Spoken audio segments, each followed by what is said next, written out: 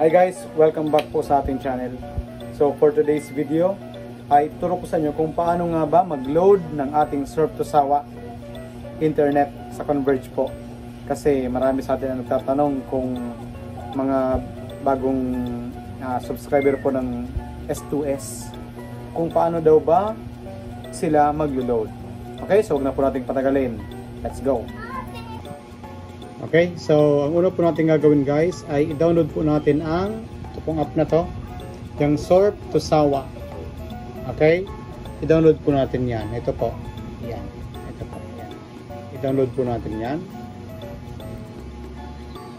Okay, pagkatapos po ating may download, i-open po natin. Okay, then syempre lalagay mo dyan yung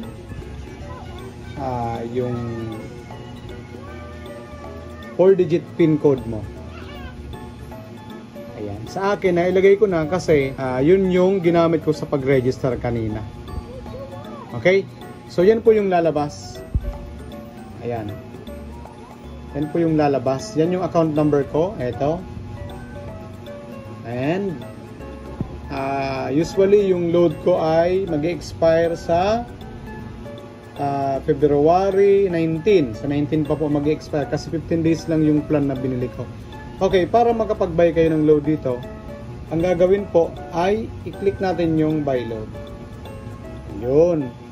Pagkatapos kung ma-click yan, so pipili ka na dyan kung aling load ba ang bibilin mo. It's either yung 1 day na 50 pesos, 7 days na 200, 380 na 15 days, or 30 days na 700. Usually ang niloload ko minsan ay yung pang 1 month na. Ito pong 700 ay pang 1 month na. Ito yung pang 15 days. Yan ang pong dalawa. Pag medyo short yung budget ko, 15 days lang po. Okay, so halimbawa gusto mong bilhin yung 15 days. So i-click mo lang yan. Okay, then click mo po ang next. Yun. So yan na po kung paano ka magbabayad. Alright? So pagkatapos niyan, makita mong ganyan yung lumabas, i-click mo lang po yung GCash. Halimbawa, GCash ka magbabayad. So yan po. Kaya dapat may GCash account ka po dyan. Then, click mo po ang buy load. Yan. So yun. Okay? So yan yung lalabas. So automatic yan. Yan yung payment na babayar mo, 380 pesos. Click mo lang po ang continue. Ayan. Then, ilalagay mo na dyan yung pangalan ng GCash account mo. Dito sa name. Ilagay mo dyan yung pangalan mo. Okay? Ilagay mo yung pangalan mo dyan. Yung email yung email address po, kung dyan lalabas yung transaction na ginawa mo.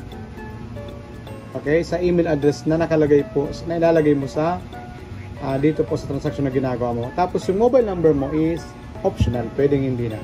And after that, i-click mo po ito. I-check. Then, complete payment. Pagkatapos ma-complete payment, automatic.